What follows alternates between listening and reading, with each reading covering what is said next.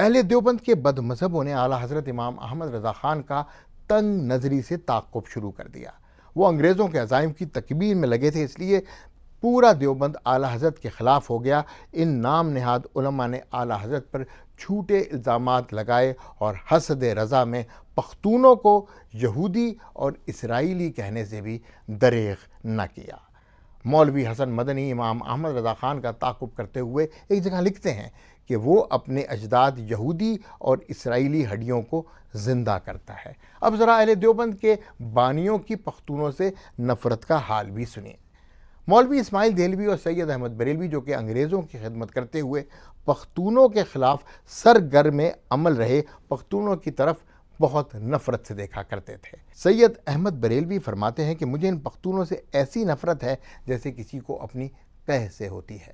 بعد ازاں ان دونوں کی ہلاکت بالاکوٹ کے مقام پر غیور پختونوں کے ہاتھوں ہی ہوئی، جس کو من گھڑت تاریخ لکھنے والوں نے سکھوں کے ہاتھوں شہادت میں بدل دیا تھا۔